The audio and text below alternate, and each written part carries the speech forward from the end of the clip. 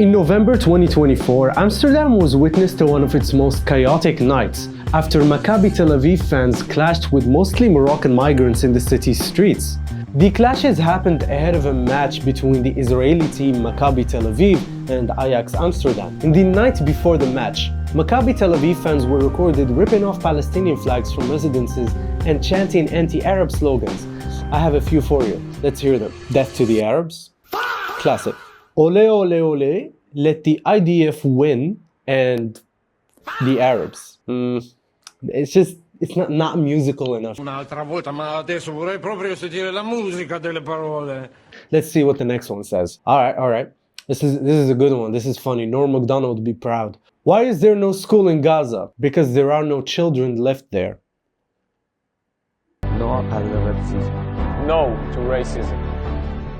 Anyways, they were quite rowdy that night. They assaulted a lot of people on the streets and vandalized local property until the foreign nation attacked. In other words, migrants from Morocco and also other nationalities, but let's be honest, they were mostly Moroccan Amazigh. After the match, hundreds of these migrants ambushed Maccabi Tel Aviv fans as they were leaving the stadium. They chased them down Amsterdam's, by the way, beautifully designed streets. Yeah, they chased them down, and there's a lot of videos of it. You can see it online. There's this one video where a Maccabi fan was forced to jump into the canal. The people recording were saying, say the following slogan, free, you know how that one goes. It was a big deal. It made the national news and it made international news as well. Everybody really cared. I mean, it was like November 2024. The Gaza genocide was still ongoing. It had not stopped and people were, understandably quite mad. On both sides, really. One politician had a lot to say about this. Geert Wilders. He is the leader of the far-right party PVV, or Party for Freedom, which was part of the leading coalition in the Netherlands. We begin with the collapse of the Dutch government after far-right lawmaker Geert Wilders left the governing coalition. His PVV Freedom Party won the most seats in the last election back in 2023, but he didn't become Prime Minister. Instead, he entered a shaky agreement with three other parties, which has now collapsed. Wilders strongly condemned the attacks, and he said that any perpetrator should have their Dutch nationality stripped. However, the opposition did what it does best, and this never really left the parliament or social media circles. But it did signal a growing concern among Dutch citizens around migrants, especially Moroccan migrants, which make up 2.4% of the total population of the Netherlands. That's around 430,000 people out of a population of around 18.3 million. At first, the Netherlands was known for being a multicultural country that welcomes migrants, but now it seems that people are more for stricter migration policies and more controlled inflows of migrants. You can name many reasons for this sudden shift. For example, high crime rates among migrants that come from Islamic countries, really big cultural differences, or insufficient or completely absent integration at times, but also xenophobia, decades of marginalization, and just simple racism. Listen, no matter where you stand on this, it seems that one thing is for sure: the native Dutch population has had enough of migrants. And in the 2025 election, which the liberal D66 party won, was tied with Geert Wilders' party, the PVV. Let's talk about Wilders a little bit. Wilders is quite a controversial figure. He is somewhat of the Trump of the Netherlands. He is most known for being an open critic of Islam and Moroccan migrants as well. He doesn't have too many nice things to say about Moroccan migrants. Whereas the Moroccan scum in Holland, and once again, not all are scum, but there is a lot of Moroccan scum in Holland who makes the streets unsafe. But he also really hates Islam. In 2008, he released a movie called Fitna, which is a 17-minute gore video, if you ask me. Do not watch it. I mean, you can if you want, I don't care about it. Viewer discretion is advised. You must be 18 or older. The movie literally starts by showing scenes of the 9/11 attacks. And he would also display Quranic verses kind of saying that this is the reason why 9/11 happened. Like in the Quran, it says... He also showed a lot of videos of ISIS beheadings. I was one of the few people who lived for 25 years and has never seen an ISIS beheading video until researching this video, so thank you very much. The 2008 movie was also a bit of a tribute to late politician Pim Fortuyn, a fellow Dutch politician who was also an open critic of Islam. Fortuyn was assassinated in 2002 by a Dutch citizen. Let's just read his name real quick. Volkert Van der Graaf, okay. Volkert van der Graaf was sentenced to 18 years in prison for this horrendous crime, and he spent 12 years in prison and then was released for good behavior. He also wasn't a migrant. Oh, hell no! Anyhow, when a country usually ups its rhetoric around migration, specifically, calling for stricter migration policies, it usually means that the population has some sort of economic problem. They're either being priced out of housing, which is the most common thing nowadays. I mean, who can afford houses anymore?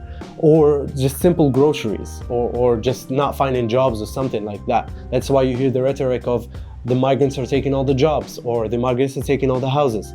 Like, yeah, right, buddy, the migrant that came into your country has enough money to buy a house where you, the native person of that country, cannot afford a house. He magically can, coming from a third world country where most likely he had to deal with poverty. But would you look at that, you still have migrants in your country. You should get mad about that. But let's do what Wilders does best, and let's focus on Moroccan migrants. Okay, but how did we get here? Time for a history lesson. The Netherlands was thriving in the 1960s. Like many of its European neighbors, the country's industry was booming following the Second World War. Jobs were plentiful and mass industrialization drove unemployment rates to only 1% between 1961 and 1965. However, there was one big problem. There were not enough handymen to do the menial, tedious jobs to keep the industry wheel spinning and rake in more benefits. This is where the migrant workers come in. And that's the reason why we started importing them. A Dutch worker in the industry who gets unemployed will still not be willing to do the dirty work. He will go on, how do you call it, welfare. I mean, he'd go and get his unemployment pay, and that's that. You still need the guest workers to do the work that the Dutch don't want to do anymore. To tackle the need for manpower, the Netherlands started welcoming guest workers from Turkey and Morocco's Rif region. The latter is where I come from, so I'll focus on that. Sue me. The Rif region is home to the Berber people. This term is not one that I like. It is outdated and derogatory. I prefer the term Amazigh, which translates to free men in the Tamazight language. The Amazigh of the Rif were suffering on many levels in the 1960s. Famines were common in the region around this time. Unemployment was also sky high. Protests erupted, leading to crackdowns, and this cycle continued on and on for decades. I'll stop here. I think you get the point. By 1969, Morocco and the Netherlands signed a trade agreement in The Hague to recruit Moroccan workers in Dutch factories using temporary but renewable contracts. Morocco was finally able to alleviate unemployment pressure from the region, while the Netherlands satisfied its growing need for workers. This is the first generation of Moroccan migrants. They worked hard to earn the opportunity to move to the Netherlands, so naturally they behaved. They were granted the same rights as Dutch workers, including paid vacations, healthcare, social security benefits, and access to the judicial system in the case of labor disputes. And to quote the 1969 agreement, they were on equal footing with Netherlands workers. After working for 2 years, employees were granted the right to be joined by their families, meaning the wife and kids of the worker, as long as they have the house to fit them all in. These children are the second-generation Moroccan migrants. In almost every country that welcomes migrants, crime rates soar among second-generation migrants. The commonly accepted theory explaining this shift says that many second-generation migrants feel lost between two worlds, their parents' culture and the host's European values. Other theories state that the immigrants are simply catching up with native populations, committing similar crimes to them as part of a fucked up Jungian version of assimilation. Either way, one thing is for certain.